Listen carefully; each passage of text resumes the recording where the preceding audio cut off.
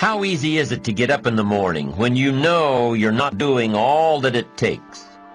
It's not very easy at all. You can just lay there awake thinking, oh, what's a few more minutes in bed? It won't matter much anyway. Wrong. It does matter. It will matter. Now, how easy is it to get up in the morning when you're pouring it on, doing the best you can, anxious to get going, make progress toward your dreams?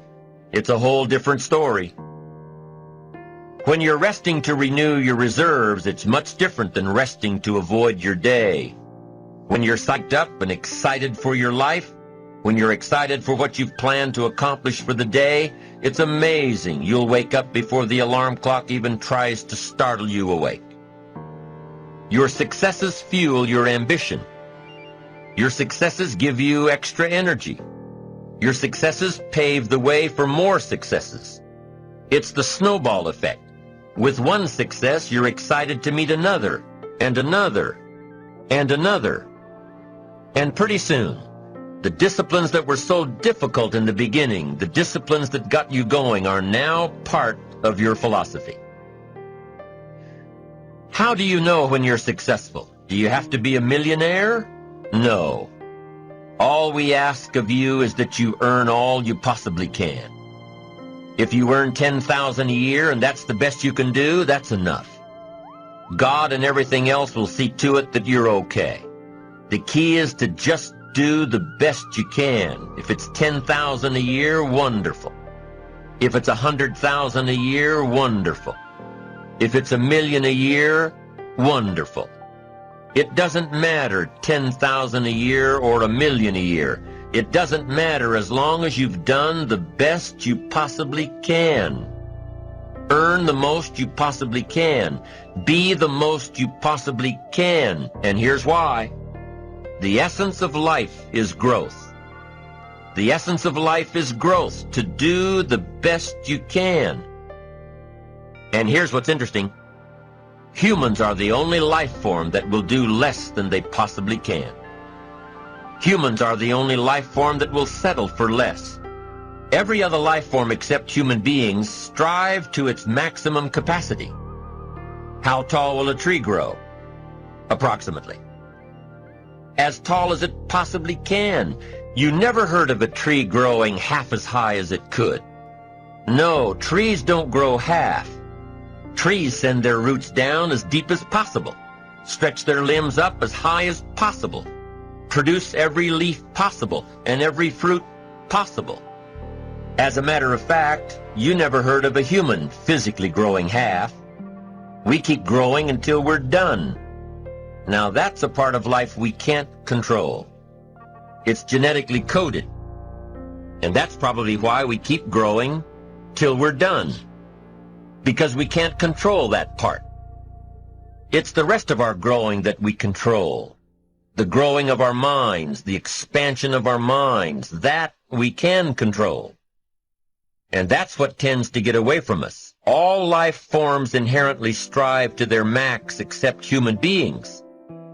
Now, why wouldn't human beings strive to their maximum possibility? Here's why. Because we've been given the dignity of choice. It makes us different than alligators and trees and birds. The dignity of choice makes us different than all other life forms. And here's the choice. To become part of what we could be, enough to get by, or to become all that we can be. My best advice for you is to choose the all. Earn all you can, make all the friends you can, read as many books as you can, develop as many skills as you can, see as much as possible, do as much as possible, make as much fortune as possible, give as much of it away as possible. The max. There's no life like it. I'm telling you, once I got on track, I've never looked back. Pick up the challenge. Go for it.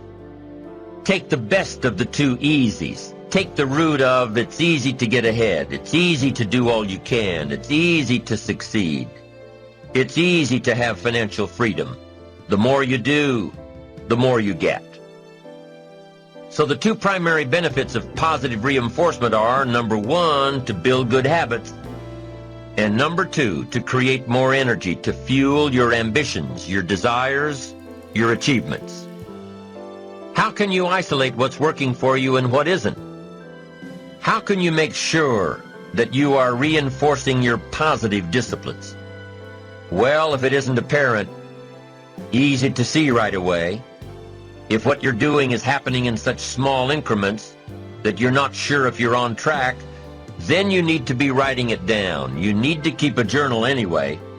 But if you really aren't sure that what you're doing is making measurable progress, you need to keep a written record. You need to write down everything that may be relevant in your day. What you did, who you saw, what you felt, how it may or may not affect you now and in the future. The best way to track your activities of the day is to write them down. The best way to track your activities of the week is to write them down. The best way to analyze your progress through the year is to have written it down. Why? So you can look back on it. Because by keeping a written record of your life, you will be more accountable. By putting into writing the action steps that you have planned, you will easily see what works and what doesn't. Most people just try to get through the day, never writing anything down, never keeping track of their progress along the way, never really knowing if they are doing all they can to reach their goals, to drive their ambition. But gifted people learn to get from the day. They don't let a day end without picking up some valuable experience, some emotional content, some idea that may positively affect their future.